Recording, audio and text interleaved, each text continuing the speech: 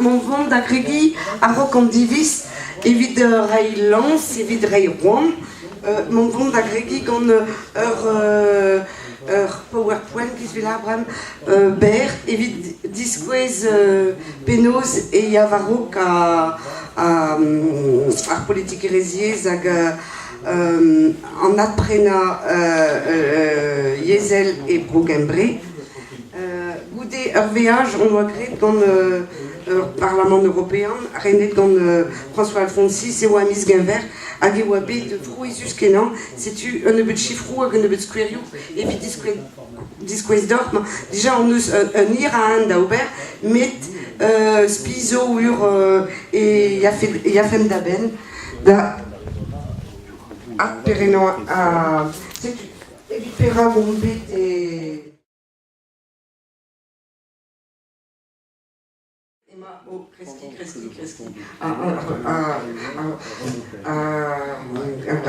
Azé, n'est qu'est de Rizigouès, n'est qu'est de Burzut, n'est qu'est de Rizus Uriou, là, juste. C'est super, des piliers. Enseignement en immersion, avec Inazo, Tom Trick, en Doiré, Soubidigézé, en an émettant, et Vito, évite, m'avait fait ouïr, yes, qu'on faisait qu'on a regardé. Deux systèmes d'enseignement, c'est-tu ouest gallophone, système bilingue, ouest non gallophone, système classique anglais et Agé ou Dreistol, mais c'est vous displayé dans Hervé et au Dreistol, pas vez Scanvor à Gemrek et vez la quête à Soubidigis. Et puis m'avait fait hégémonique à c'est-tu enfants scolarisés dans les écoles en gallois 20%, prévision attendue 30 à 40% d'ici 10 ans, résultat explosion des demandes pour les écoles immersives en gallois. Sur 10 enfants, 2 tiers apprennent la langue par immersion, 2 sur 3 donc apprennent la langue par immersion, c'est-à-dire ça fait pourcentage des gallophones, 40% des 5-14 ans sont gallophones, 24% des 15-24 ans. On voit bien donc que ça augmente de plus en plus.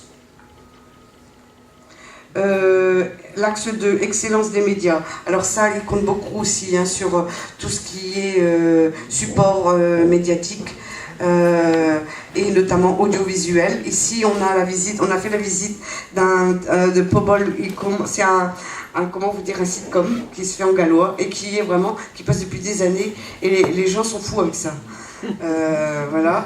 On a vu donc c'est la BBC et puis on a vu aussi S4C, la chaîne de galloise. Voilà.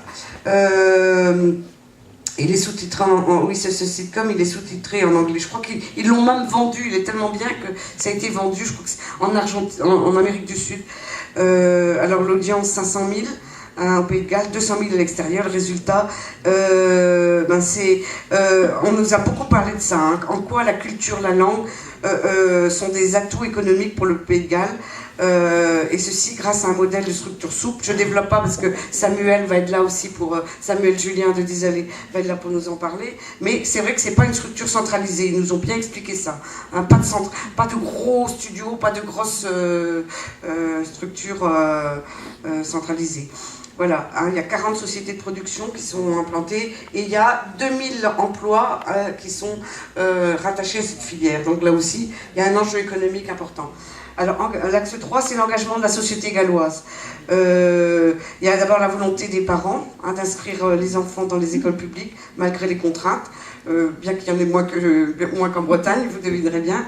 Réseau d'organismes et d'associations sur tout le territoire proposant des activités de loisirs en gallois. Ça aussi, ils ont beaucoup insisté là-dessus. Ils ont des associations qui sont à la fois locales et avec fédération, un peu comme chez nous, d'Astum et tout ça, et qui prennent en charge à la fois les enfants pendant les loisirs, pendant les vacances et les parents.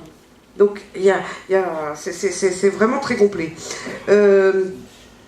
Il y a des événements comme voilà, par exemple, Guela Gamrek, qui réunit les écoles, les troupes culturelles, voilà, et qui recueille énormément de monde.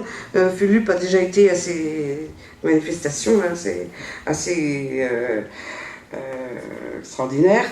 Alors, il y a aussi une décrispation du débat linguistique. Ça c'est, vous avez le directeur de Well Langage, notre office l'office à Brezonnec de là-bas, et qui a expliqué que c'était d'abord une revendication politique du Plan Cambry, le parti avec lequel nous sommes liés à l'ALE, hein, qui est notre cousin gallois.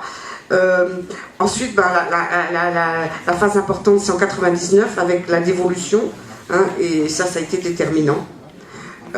Compétences linguistiques au gouvernement gallois. Et en 2010, la loi du 10 novembre, c'est-à-dire la co-officialité du gallois. Et donc ça a donné des droits juridiques, une sécurisation et des droits linguistiques, bien sûr. Et ça, alors là, c'était parti, quoi, pour de bon. Voilà. Et là, nous aussi, on est partis. Voilà. Vraiment, mon vent d'adremen en Davis.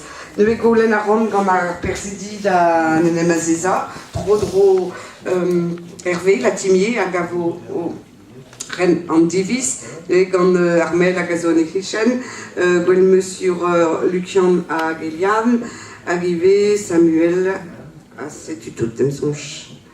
Evet just hag evo Philippe, ive hag a vont da Stalia an diaparam.